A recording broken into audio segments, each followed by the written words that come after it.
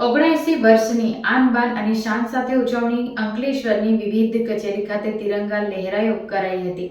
અંકલેશ્વર પાલિકા, તાલુકા પંચાયત, ડીવાયએસપી કચેરી, મામલતદાર કચેરી સહિત પોલીસ સ્ટેશનના સ્વતંત્ર પર્વની ઉજવણી દબદબાભેર કરાઈ હતી.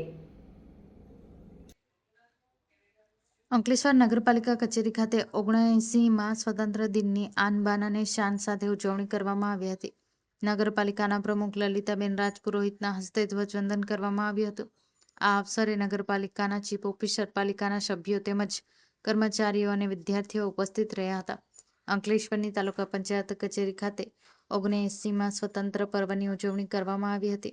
તાલુકા પંચાયતના પ્રમુખ પુષ્પાબેન પટેલના વરદ હસ્તે ધ્વજવંદન કરવામાં આવ્યું હતું, જેમાં પંચાયત સભ્યો અને રાજકીય આગેવાનો અને કર્મચારીઓ જોડાયા હતા.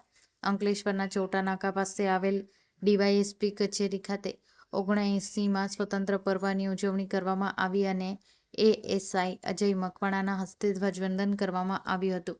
અંકલેશ્વર શહેર પોલીસ મથક ખાતે 79મા સ્વતંત્ર પર્વની ઉજવણી કરવામાં આવી હતી. પીએસઆઈ જેપી ચૌહાણના વરદ હસ્તે ધ્વજવંદન કરવામાં આવ્યું હતું.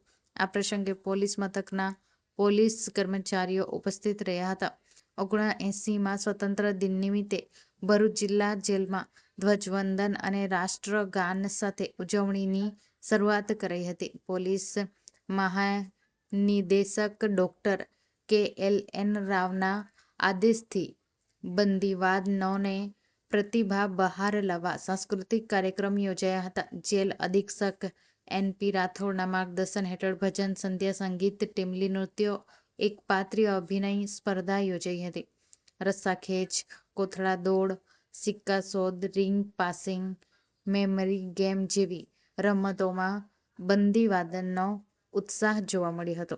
પ્રયાસ સંસ્થાના આશિષ બારોટ દ્વારા પ્રદર્શનનું મૂલ્યાંકન કરાયું હતું. અમદાવાદ મધ્યસ્થ જેલની DGP ડોક્ટર KLN રાવના હસ્તે અને એસ્ટ્રોલ ફાઉન્ડેશનના સહયોગથી ડિજિટલ ક્લાસરૂમની વર્ચ્યુઅલ ઉદ્ઘાટન કરાયું હતું.